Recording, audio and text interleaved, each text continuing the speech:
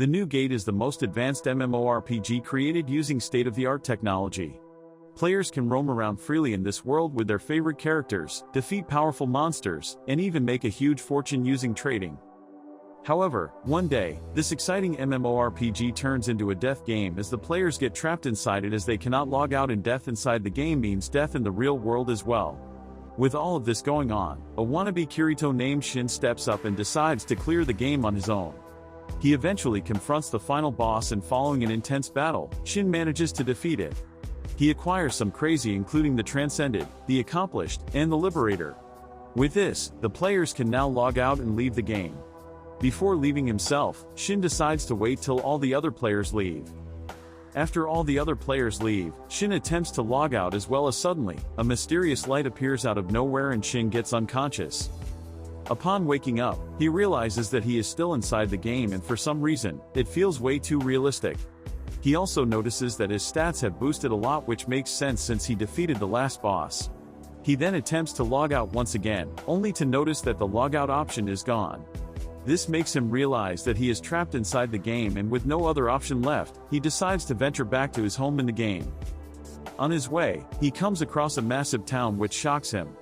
As soon as he reaches home, he witnesses some random losers threatening an elf to reveal the location of her master. The elf refuses to heed to their demands, and the thugs force her outside the barrier. As soon as they get outside the barrier, a random monster attacks them and the thugs take to their toes. Just then, Shin appears out of nowhere and saves the elf, who then takes him to the Moon Sanctum and introduces herself as Tiara. She questions if he's an acquaintance of her master as Shin inquires the identity of her master. Tiara reveals that her master is Schnee Razor, as Shin remembers that Schnee was one of his support character. Hearing all this, Schnee wants to meet Schnee, but Tiara refuses, stating that she cannot allow a random stranger to meet her master. Following all this, Shin gets some important information regarding this world as Tiara tells him that Shin's race, High Humans, went extinct around 500 years ago, during the sunset on Prosperity. Shin immediately realizes that this sunset whatever must be when he defeats the final boss. In return for his information, Shin grants her a golden gill while ogling at her melons. He also addresses her as a beautiful elf, which shocks her because Schnee had cast an illusion spell on her to alter her appearance. She further reveals that an elf with black hair is a cursed sign of ill fortune. She further tells him that her black hair brings forth disaster and attracts monsters, and are the reason she was exiled from her village. Schnee was the one who saved her and cast this barrier around the shop. Within this barrier, Tiara is completely safe, and Schnee even altered her appearance using illusion magic, so people won't despise her. Hearing all this, Shin remembers something and utilizes the skill Analyze to appraise this curse. It is revealed that this curse is actually named the Cursed Gift, and he can even remove this curse. With this, he purifies Tiara off this curse, and some of her hair return back to being silver. This makes her insanely happy, but she is still not sure if she can venture outside. Shin then forcefully takes her outside and reassures her that he'll defeat any monsters coming their way. He then takes her to a mountain where Tiara starts crying, stating that she had forgotten how vast the sky actually is. After this, they return back as Tiara questions Shin about his future activities. He reveals that he plans to travel around different towns. He wants to know more about this world and wonders if other support characters are also alive. Hearing this, Tiara grants him a letter of introduction that would allow him to pass any town checkpoint without any trouble. With this, Shin reaches the nearby town where a guard escorts him to the guild. On their way, the guard reveals that Shin can even get an audience with the king using this letter, which shocks him. Upon reaching the guild, Shin registers himself as an adventurer, but it'll take at least a day until the guild card is finished. Just then, a woman named Celica serves him food and starts staring towards him as Shin eats. This makes him uncomfortable, and he questions the reason behind her awkward gaze. Celica tells him that they want to confirm the authenticity of his letter in another room where Shin meets the guildmaster Barlux. The guildmaster confirms the identity of Shin's letter using his own letter, as both of them start glowing when placed next to each other. He further informs him about the perks of this fascinating letter, which makes Shin realize that Schnee must have gotten insanely popular. The following morning, Shin gets his guild card, and he also takes up a job regarding some hillweed collection. During this job, Shin accidentally comes across a monster named Skullface Jack. To test his strength, he decides to take on the monster. During their battle, he notices that the undead is wielding a holy sword, which is quite weird. Despite this, Shin manages to beat the monster rather easily as he unleashes his true potential. The holy sword gets lost in the process and somehow ends up in the royal castle. With this, Shin now knows the extent of his power in this new world and is quite excited about it. The knights are quite concerned about the sword that made its way into the castle as the princess instructs them to determine its composition. They are sure that the one who hurled the sword this far is overwhelmingly strong. Meanwhile, Shin notices some people gathered around injured knights in the town. He questions a random NPC about them as he reveals that they were ambushed by the Skullface and only 4 of them survived. He further tells him about a sword that made its way into the castle and asks if Shin knows something about it. My man Shin plays dumb and decides to report everything to the guild. This shocks Celica as she further questions him regarding this. Just then, another woman appears at the spot only to be surprised by Shin's endeavors. Shin even comments that the Skullface's equipment wasn't that special, so he didn't loot it. With no other option left, they decide to appraise the gem brought by Shin. During their conversation, Shin further reveals that the Skullface Jack's level was around 300 and was probably a unique specimen. Hearing this, Celica hurries to get the crystal appraised to determine the monster's level and confirm Shin's statement.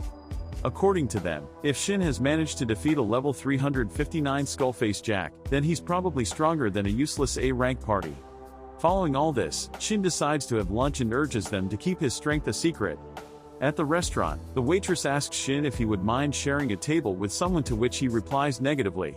Just then, a mysterious guy appears at the restaurant and sits beside Shin. Shin immediately recognizes his weapon as the mystical spear, Venom, which is recognized as a legendary weapon.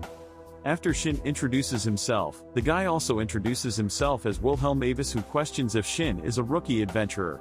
After Shin tells him that he started 3 days ago, the guy gets shocked and comments on his equipment, stating that it is better than the lot. Wilhelm then tells him that people fear him because he is always hunting undead. Shin, however, is completely unbothered by his presence and even calls him dumb. Wilhelm further reveals the ability of his spear as Drain. According to him, this ability drains the life force of his enemies and transfers it to him. The following day, Shin decides to research the history of this world and reaches a library. He comes across some information regarding the vanishing incident and deduces that it must be owing to all the players logging out simultaneously. Meanwhile, the leader of the guild is having a meeting with some knights from the castle. The guild has confirmed that the Skullface Jack was indeed level 359, which makes him king class. They are also shocked at the fact that Shin left the equipment behind. The castle wants to learn more about the guy who defeated the monster, but the guild refuses to reveal Shin's identity. The knights believe that the random sword flying into the castle is somehow related to Shin defeating the Skullface Jack. With all of this going on, Shin realizes that gathering information is quite tough as he notices a girl staring towards him. Realizing that she must be hungry, he offers her some food, which she readily accepts. The girl introduces herself as Millie and deems Shin a good person. Just then, Wilhelm appears at the spot and the girl immediately recognizes him. This makes Shin wonder if they're related. Wilhelm clears the misunderstanding by stating that Millie is an orphan and is an expert at running away, so he's always looking out for her. Before they head back, Millie asks Shin to save some fox in the northern forest, which shocks him. With no other option left, he decides to check out the forest. The following day, he heads towards the Moon Sanctum where he meets Tiara and hands over some magic item she can use to communicate with him whenever Schnee returns. The reason he cannot use it to communicate with Schnee directly is because they are not acquaintances in this world. He also hands over a sword named the Blue Moon that only Schnee and Shin, himself, can wield. Following this, Shin heads into the forest and notices a barrier telling him to get the hell out of this forest. Despite this, he ventures further into the forest and comes across a shrine. As soon as he enters the shrine, he hears something crack, but avoids it and heads inside where he comes across a fox. Realizing that the fox is poisoned and cursed, he utilizes his abilities to heal it. Suddenly, he notices some monsters approaching him and realizes that the cracking sound must be the barrier tearing apart. Much to his surprise, hundreds of undeads are gathered outside the shrine, and with no other option left, Shin beats the living shit out of them. Just when he thinks that everything is over, the fox statues guarding the shrine turn into monsters and ambush him. He attempts to subjugate them using Shadowbang, but the monsters free themselves by surrounding the entire area with black smoke and hindering Shin's vision. Now that he cannot visualize them, the monsters take full advantage of this and keep attacking Shin. The fox, however, guides Shin towards a magic circle that allows him to see the monsters despite all this smoke. Seizing the opportunity, Shin absolutely folds the monsters and ends it all. With all of this over now, Shin appraises the fox and realizes that it is actually an elemental, the highest tier monster in the new gate. The fox has also taken a liking to Shin, who wants to meet Millie again. Meanwhile, Schnee receives a message from Tiara telling her about Shin and is quite excited about meeting him. As they are heading back, Shin decides to keep the fox being an elemental a secret to avoid any chaos. For this purpose, he decides to formulate a contract with it and even names it Yuzua, who gets way too excited over this. Just then, Shin receives some messages from Tiara, who informs him that she managed to contact Schnee using the magic tool and succeeded. With this, they decide to head towards the guild and report everything to them. Seeing Shin, Celica and her sister start fighting over who will take the report from him, and it is decided that Celica will take the report. After this, Shin takes a look at some quests and comes across a plea from the church, requesting for a particular skill holder. Since he is curious about Millie's ability, he decides to accept this quest and heads towards the church. Upon reaching the church, he comes across a woman and introduces himself. He also inquires about Millie, which raises some suspicions, but after Millie recognizes him, the woman concludes that Shin is not a dangerous person. The woman then introduces herself as Tria from the church. Shin then questions Millie regarding the fox, asking if Yuzua is the one she wanted him to save. Following all these formal introductions, Tria reveals that they are looking for a particular skill holder with the skill Purify. Upon hearing this, Shin immediately accepts the quest and demands information regarding this world instead of gold or coins. Hearing this, Tria wonders if sharing information with a complete stranger would be fine, but Millie reassures her that everything would be fine. Tria then reveals that Millie's ability is known as Oracle, that allows her to visualize the future, further commenting that her prophecies have never been wrong. Considering all this, the church does not reveal Millie's ability to the outside world, fearing that unscrupulous people might come after her. She further tells him that adventurers like Wilhelm cooperate with them, and since he is feared by people, no one dares touch the kids. After all this, Shin inquires about the person willing to learn the Purify skill. Shin assumes that Tria would be learning this skill, but much to his surprise, it's the granddaughter of the late priest that works here who would learn this skill. She further tells him that they want her to inherit the church, and possessing the Purify skill would make the process a lot easier. With this, Shin and Yuzua play with the kids. One of the kids tells him that the person destined to become this church's priest is utter trash and wants the orphanage to be destroyed and they'll have nowhere to go. For this reason, they want Rashra to acquire the Purify skill, so she can inherit the church and save the orphanage. The kids get way too comfortable with Shin to the point that they sleep in his lap. Following this, Sister Rashia introduces herself to Shin as Tria reassures him that even though she is quite dumb, she's a hard worker. Before moving forward, Shin questions them regarding the spawning point of high-level undead monsters, as Sister Tria informs him that they usually spawn near the spirit planes. Just then, Wilhelm appears out of nowhere and questions Shin regarding his real motive. Sister Tria reassures him that Shin doesn't seem like a bad guy and things calm down. With this, Shin reveals that they need the Holy Bangle of Prayer to acquire the Purify skill and defeat 200 undead of level 150 and above. He further explains that he will weaken the monsters and Rashia will deal the finishing blow. Wilhelm and the others cannot comprehend this and get insanely shocked. Shin proceeds to explain that acquiring the bangle is the difficult part, but he already possesses one and will give it to Rashia. Hearing all this, Wilhelm volunteers to accompany them, and with this, the three of them decide to head towards the spirit planes. Wilhelm is quite surprised over the fact that Shin is a newbie adventurer and believes that he's a chosen one. He even confronts him regarding this topic, but much to his surprise, Shin has no idea what he's talking about. Wilhelm explains that chosen ones are people with unknown knowledge and are said to possess overwhelming abilities. Shin realizes that his abilities and skills are actually quite remarkable, and Wilhelm is not at fault for believing that he's a chosen one. During their conversation, Shin receives a message from Tiara informing him about Schnee's return to the kingdom. It is also revealed that Wilhelm also possesses the letter of recommendation from the Moon Sanctum. The following day, she reached the spirit planes where Shin hands over the bangle to Rashia, and with this, the quest begins. They immediately come across some undeads and Shin neutralizes them rather easily. He leaves them alive, so that Rashia can kill them using her heal. The monsters keep spawning as Wilhelm and Shin keep taking them down. They eventually reach a barrier, and according to Wilhelm, this barrier is set by the guild to prevent high-level monsters from leaving the forest. Despite the enhanced difficulty, Shin and Wilhelm have no difficulty dealing with these monsters as they help Rashia acquire the Purify skill. Meanwhile, the princess and some knights are up against a skull-faced Jack and get rid of it rather quickly. The princess, however, is concerned about the other party as a mysterious person volunteers to help them. That person gets rid of the skull-faced Jack with ease and saves their sorry asses. The knights also recognize her as Lady Schnee and are overjoyed. After saving their sorry asses, Schnee heals the knights with her magic. The knights inform her that the undeads have been escaping from the spirit planes even though they are not supposed to. They acknowledge the fact that Schnee is crazy strong, and it makes sense since she serves besides a high human. After getting further info regarding the undeads, Schnee leaves the useless knights behind and begins searching for Shin. Meanwhile, Wilhelm is up against an ugly creature and manages to defeat it rather swiftly as he then instructs Rashia to finish it off. Just as she kills the monster, a mysterious light surrounds her which scares the living shit out of Will, but Shin reassures them that it is just a status effect. With this, Rashia has now acquired the Purify skill and they can now head back. As they are about to leave, Shin notices something strange, and it turns out that the magic essence of all the monsters is gathering at one place and transforms into a massive level 804 Skullface Lord. The monster immediately gets rid of the barrier protecting the town and focuses its attention towards Shin. With no other option left, they take to their toes with the monster following them. Suddenly, hundreds of undeads also appear at the spot as will suggest that they should break through and escape.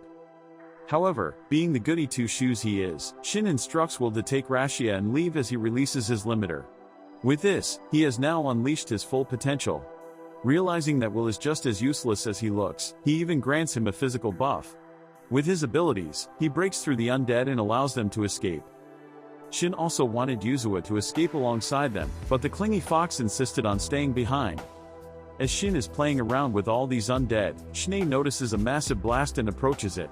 Shin also notices someone approaching him and realizes that it must be Schnee. He leaves behind the ugly monster and comes across Schnee in a flower garden that spawned out of nowhere. The undead, however, are still following him, but Yuzua forges a barrier and allows them to enjoy some alone time. With this, Schnee rushes towards Shin and hugs him tightly, which startles the poor guy.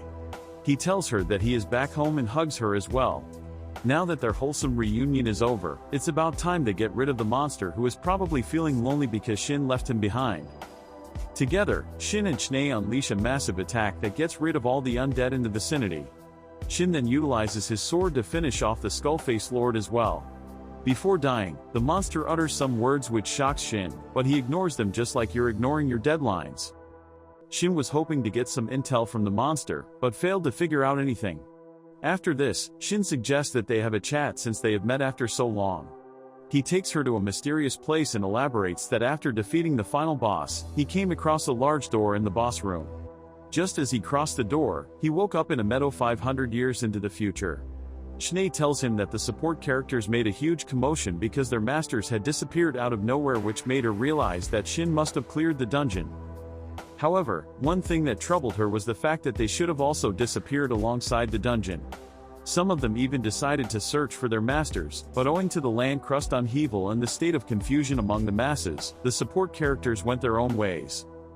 After discussing everything in detail, Shin asks Schnee to stop calling him master and use his real name Shin.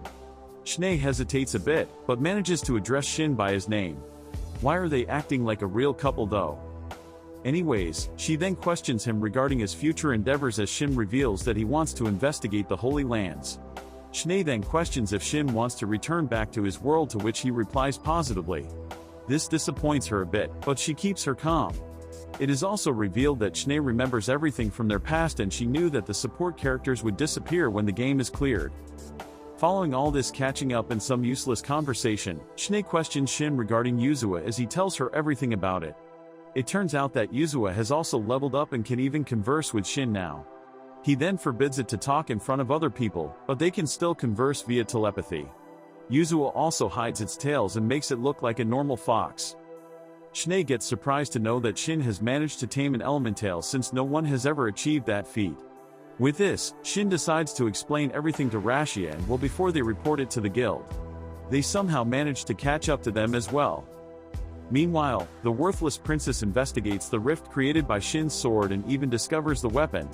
The sword is so damn powerful that even a worthless pathetic loser like her can cause massive damage with it. One of the knights hypotheses that the sword was forged by a high human named the Ebon Blacksmith. The knight postulates that the sword was forged by a high human named Ebon Blacksmith. Hearing this, the princess reminds him that the high humans are already extinct, but the fact that this sword exists means otherwise. The princess then questions if this Ebon Blacksmith is the proprietor of the Moon Sanctum, to which he replies positively. Meanwhile, Wilhelm settles down to question Shin regarding his whereabouts and who the hell he actually is. The thing that shocked him the most is the fact that Schnee Razor, who never bows to anyone, calls Shin his master. Shin attempts to dodge his questions by blaming Schnee for everything, but Wilhelm sees right through his camouflage and urges him to answer honestly. With no other option left, Shin reveals that he is actually a high human, which explains his overwhelming abilities and skills. It is also revealed that Shin is actually a swordsmith, as he even offers Wilhelm to sharpen his blade. Just then, Rashia also wakes up from her sleep as Will introduces her to Schnee Razor, which shocks her. She then starts simping over her, but gets nauseated immediately. After this, they continue their journey towards town as Shin wonders if they should go separate ways. Will reassures him that he'll handle everything, but Shin is still concerned about this and assures his cooperation if anything happens. He also hands over an item to send messages if something comes up. Despite all this, Will is hesitant to let outsiders get involved in Church's matters, but Shin still persists and forcefully hands over the item. With this, Will leaves for the church as Shin and Schnee head towards the Moon Sanctum. Just as they reach there, Tiara gets shocked and welcomes Schnee back. She completely ignores Shin and starts blabbering about some guy who wanted to meet her. Suddenly, she notices Shin standing beside her and gets even more shocked. Schnee suggests that they have dinner as Tiara wonders if Shin will eat alongside them. Schnee then introduces Shin as the proprietor of the Moon Sanctum. This makes Tiara realize that Shin is actually the legendary high human and also apologizes for her rude demeanor. Shin then introduces Yuzua as his elemental pet. After this, all of them settle at the dinner table where Schnee had prepared special dishes for this occasion. Tiara notices some sort of aura oozing from these dishes and questions Schnee regarding the ingredients. Shin informs her that they use the meat of thermal lion and orc king, vegetables are blood radish and kalima onions. Schnee comments that she didn't have enough time to use more premium ingredients, but Tiara is already losing her mind by all this. She asserts that all these ingredients are insanely rare and aren't cooked like this. Shin then questions Schnee regarding that aura as she tells him that animal meat emits life force. Following dinner, Schnee reveals that other support characters are also living freely. This relaxes Shin as he is glad to know that they are not stuck on finding their masters and are enjoying their lives. Just then, Tiara starts speaking some gibberish, which makes Shin realize that she is drunk. With no other option left, Schnee takes Tiara to her room as Shin also heads to sleep. He changes into his night clothes and settles down with Yuzua lying on his legs. Later on, Shin feels something soft and warm pressing at him.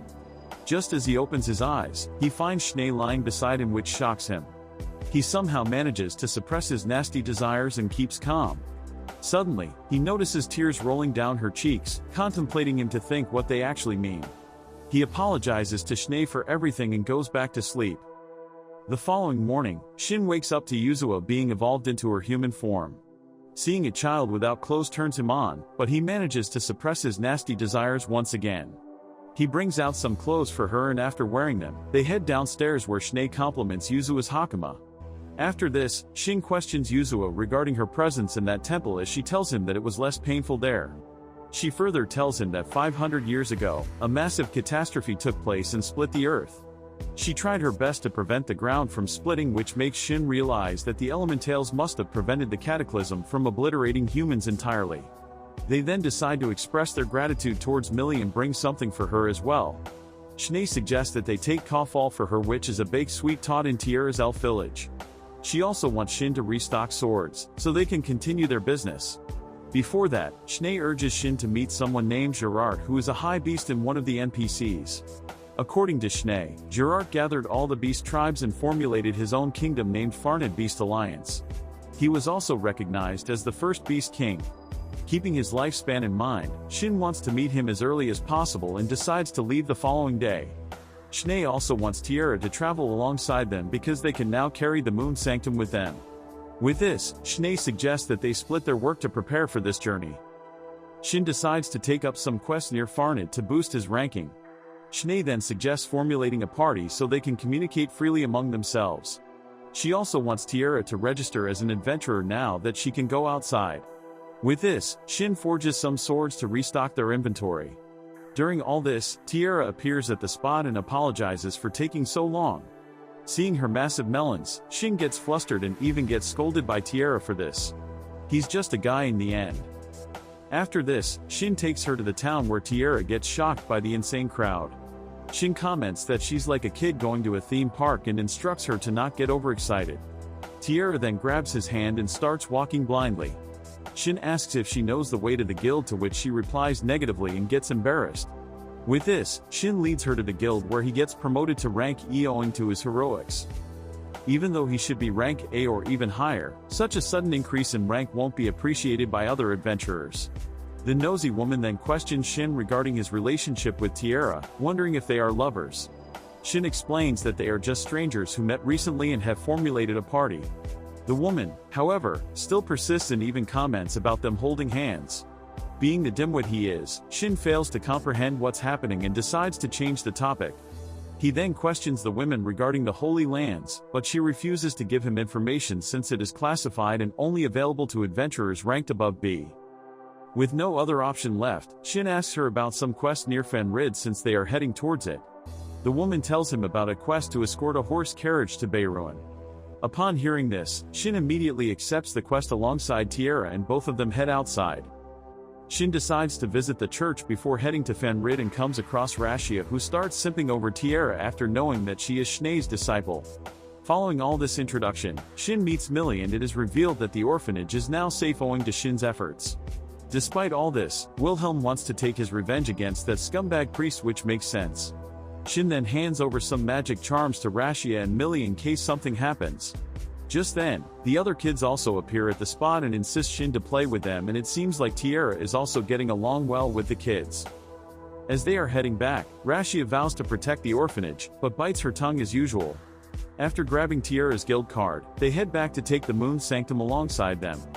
Tiara still cannot comprehend how that actually works because it doesn't make sense. Since they are short on time, Shin decides to use teleportation magic, which shocks Tiara. She tells him that teleportation magic is a lost magic these days and people would freak out if they noticed them using it. When no one's watching, Shin uses the crystal to teleport them to the Moon Sanctum. Upon reaching there, he transforms the building into a charm, and with this, he heads towards the quest location where they come across an ugly-ass dragon named who introduces himself as Gan. As Shin and Tiara are introducing themselves, a red-haired lolly appears at the spot and introduces herself as Tsubaki. With this, the merchant also appears at the spot and their journey begins. Meanwhile, the knights have reported the disappearance of Moon Sanctum to the king, which shocks him. He cannot believe that an immovable building that has existed since the sunset of prosperity has vanished without any trace. He asserts that this disappearance will turn into a global problem as the queen questions Schnee Razor. The knights report that she is heading towards the castle and will arrive within the day. The queen suggests that they wait for her arrival before jumping to conclusions. With all of this going on, Gain questions if Shin and Tiara had killed someone before, which shocks Tiara. Shin clarifies that during escort missions, adventurers usually come across bandits and have to kill them as well. Shin then suggests that they reveal their abilities to each other, to which all of them agree. Gain explains that he's an A-rank adventurer and belongs to the samurai class. Tsubaki is an E-rank adventurer and is a brawler. She further explains that people tend to underestimate her and get their ass whooped. Moving forward, Tiara reveals that she is a G-rank adventurer because she just registered herself. Despite this, she can use healing magic and is quite proficient with bow and arrow. In the end, Shin reveals that he's an E-rank adventurer as well and also belongs to samurai class. He also introduces Yuzua to them, and following some conversation regarding samurai's hometown Hinomoto, Shin expresses his gratitude.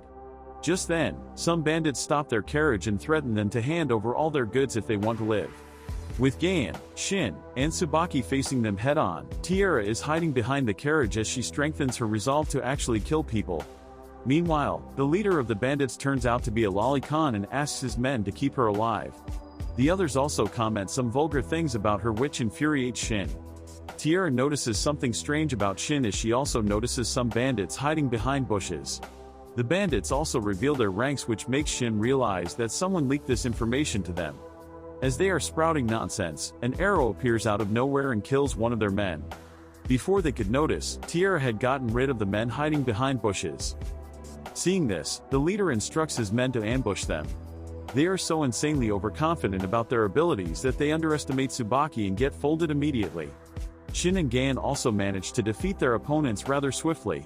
Shin then approaches the leader and slices apart his shitty sword. After beating the living shit out of him, he questions him regarding his informant.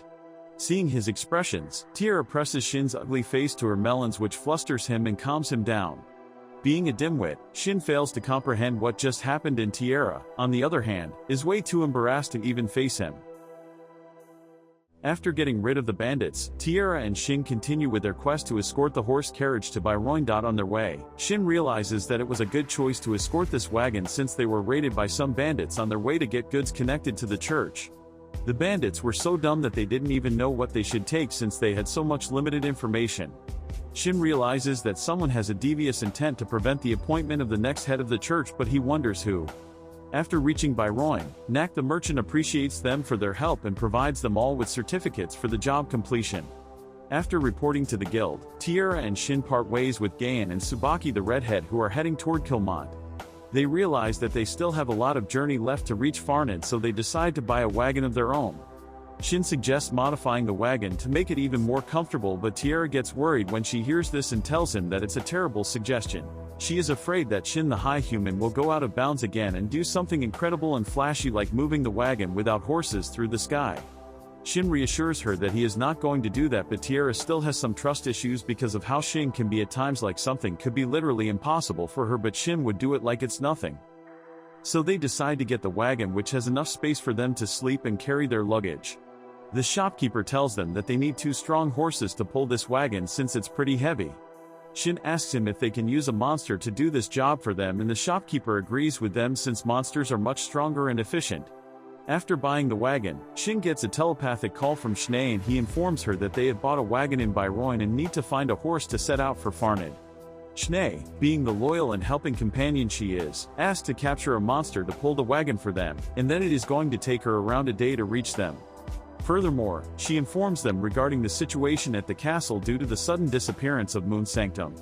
Shin is surprised since he only packed it up, but just as it is for Tierra, everyone gets rather pale at an event like this. Schnee says that it was good since she was tired of the castle's constant complaints. Schnee further tells about how people tried to get the sanctum when Shin was gone and how people tried to get her and even proposed to her, which makes Shin jealous. Seeing his jealousy, Schnee blushes and gets happy. To spend their day at Byron, they start looking for an inn. A woman shopkeeper gets to know this and asks them if they are from out of town and tells them about a good inn. On reaching that inn, they both are mesmerized because of how magnificent and expensive it looks. They proceed to go inside and the receptionist asks them if they need a single room. Both Tierra and Shin flush and refuse in a hurry, saying that they need separate rooms. Shin sighs out of relief. They spend almost half of their reward from the quest to get a room in this expensive inn, while the woman shopkeeper recommended one heck of a place to stay. Tierra says that maybe the shopkeeper thought that they were rich since they are outside adventurers, and it's usually believed in Byron that adventurers are rich. They get a glance at their rooms and both of them are amazed and agree that it's definitely a luxury inn. Yuzua turns back to her human form and starts talking now that they are alone. While they are waiting for dinner, Shin decides to do some weapon maintenance. They feast and get stuffed with food during dinner and afterward decide to get a bath. Yuzua, wanting to take a bath with Tierra, takes her hand and runs toward the bathroom in Shin's room despite Tierra saying to go back to her room and take the bath there. We all know that Tierra has some amazing huge melons, and since Shin is still in the room, he can hear naughty Yuzua playing with Tierra's melons. The next day, Shin modifies the wagon in front of Tierra in an instant and as usual, she is really surprised. Meanwhile, Schnee arrives, so they go to meet her and on their way both Shin and his pet fox Yuzua can sense the strong energy in the direction they are going. Schnee always has a habit of doing way too much for his master and losing all reason for Shin. She got him a sacred beast from the nearby sacred mountain called Grufatio Jade, whose level is 751 despite having a max limit of 650. It can use thunder and illusion skills. Shin says that the monster is too big for the wagon, so Schnee orders it to become smaller. Shin is surprised and really happy that Schnee got him a high-level sacred beast. Schnee tells him that the monster's name is Shimmer. Shimmer and Yuzua start talking and Shimmer takes a liking to everyone. They begin their journey to Farna to meet Shin's old friend Gerard, and despite trying to be always nonchalant, Shin somewhat attracts attention. Tiara and Schnee both compliment the wagon's comfort because of Shin's modification, and Schnee adds that it's even better than a royal carriage. Yuzua and Shimmer talk while Shimmer is running, and Shin asks what they are talking about. Yuzua tells him that it's about Shimmer's childhood. Shimmer tells the story and Yuzua translates it for everyone. They get to know that Shimmer and his mom used to rule the sacred mountain, but one time an adventurer defeated his mom and only Shimmer survived. Hearing this makes Shin guilty since he did things like this in the game as well. Yuzua further says that after Shimmer escaped, he was rescued by a young elf who was none other than Tiara. Tiara recalls saving an injured puppy when she was a child. Knowing that Schnee decides to transfer Shimmer's ownership to Tiara, Shin gets worried because their level difference is huge, but Schnee says that it'll be fine. After the transfer, Tiara gets a bit weak and they decide to rest. Shin then asks Schnee if she did this so Tiara can be safe, and she agrees since they cannot be with her when she chooses her own path. They then talk about how they both contact each other when they are in trouble. The next day they reach the southeastern Farned, which is on the edge of the Ralia forest. There they finally meet Gerard's grandchildren, who came on his order to escort them to the mansion. Gerard and Shin finally meet, and Gerard tells him that he never expected to meet his master during his lifetime again. Gerard tells his master Shin that he did not expect to meet him again. Shin says he did not know that he was alive.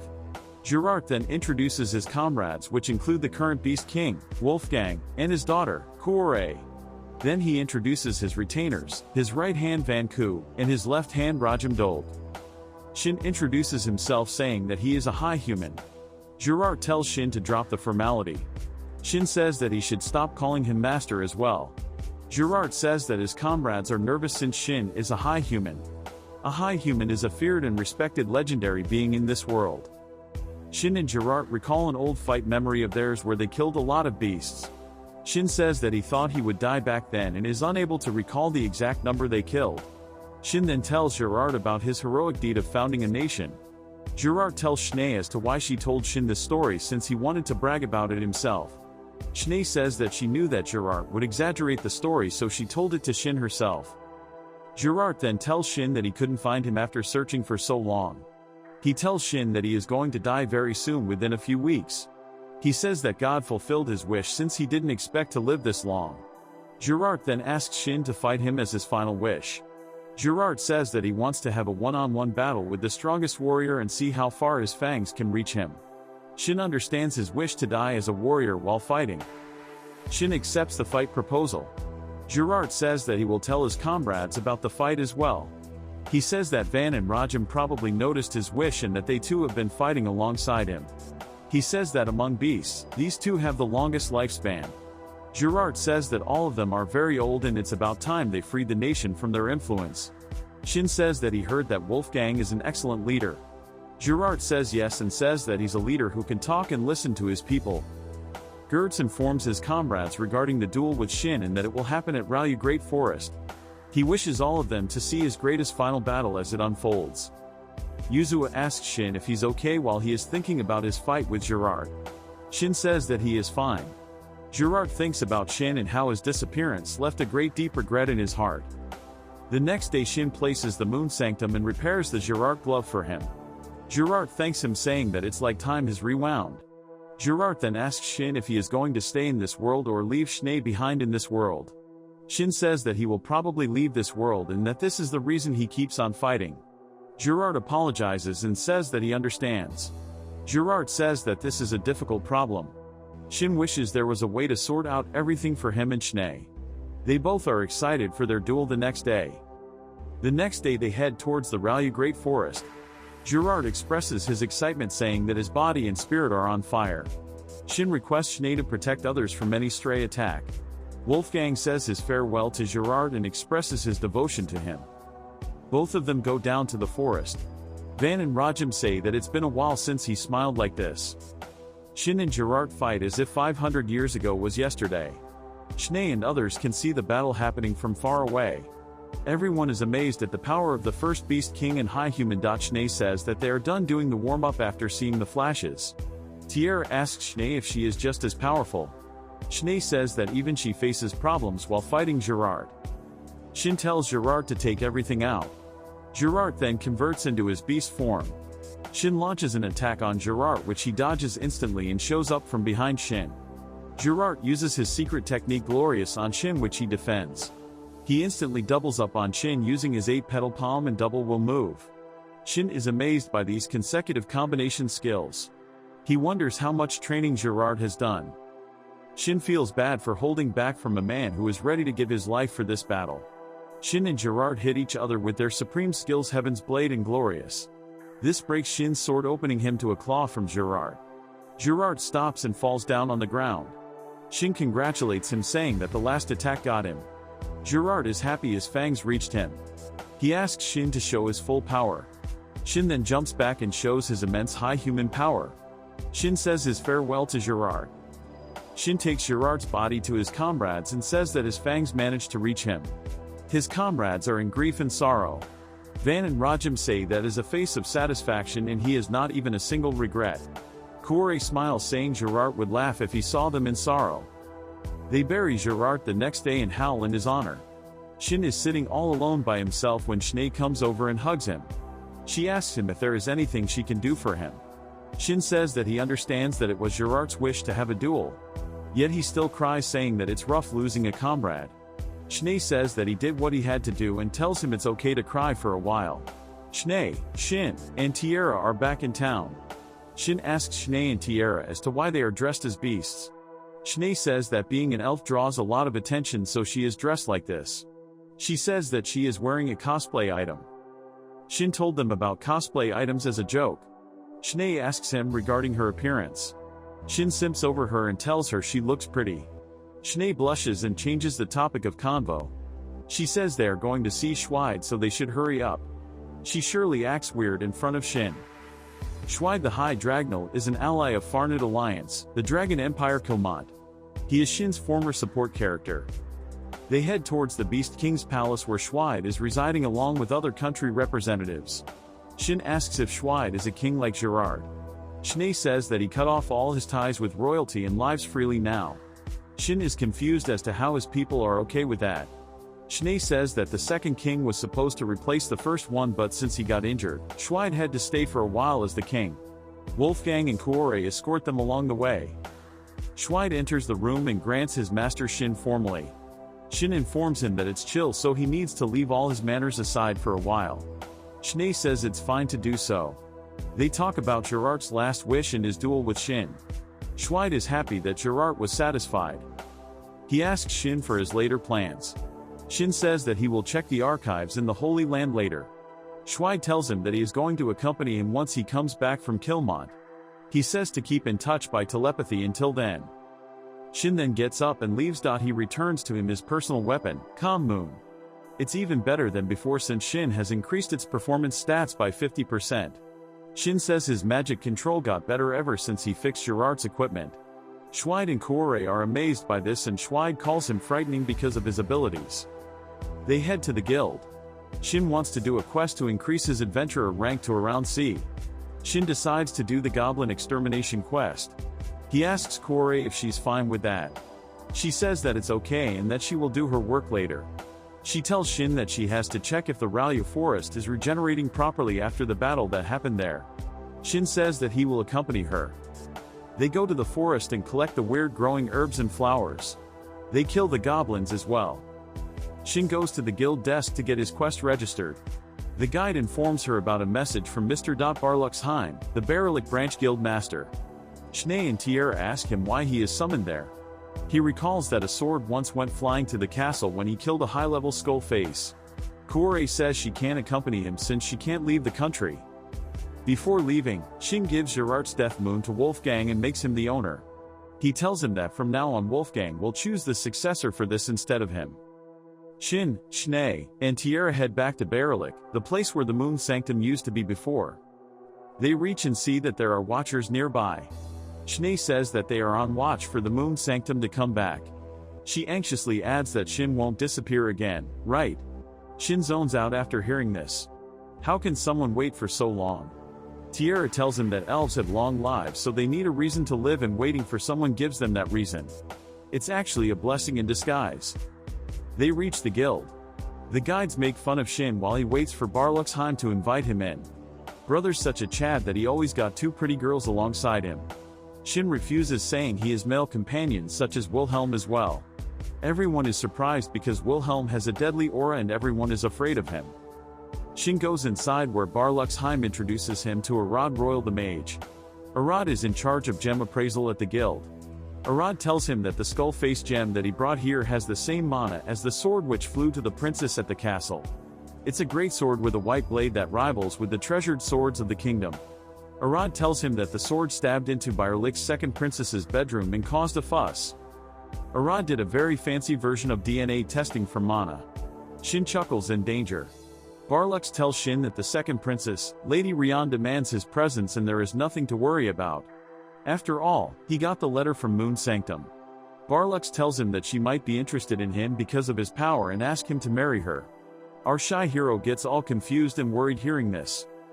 Shin tells Tiara and Schnee about this. Schnee tell him to act like he has a fake engagement with both of them. Yuzua turns into a human and says that she wants to mate with Shin as well. Shin stops her, saying that it will kill him socially. Shin goes to the castle dressed up as a royal guest the next day. He is greeted by Gadraz, who is a level 188 Dark Knight, one of the strongest in the kingdom. He takes him over to Lady Rian's room. Lady Rian greets Shin and tells him to get chill. She tells Shin to call her Rian if he wills. Lady Rian confirms if Shin was the one who killed the skull face that held this great sword. Shin agrees, to which Lady Rian responds calling him the Chosen One. She tells Shin that it must be a strong opponent, to which Shin agrees. Lady Rian tells Shin about how some people fake themselves being the Chosen One. They do so to kill the royalty. Shin says that he hasn't done anything, which proves he is good. Lady Rian tells him that she has intuition skills and that she is never wrong. Such a woman thing to say for sure. Shin comes to the point and asks the reason for his summoning. Our shy hero is worried that she will ask him to marry her, but little does he know that she wants to have a duel with Shin. Lady Rian is a thrill-seeking baddie for sure.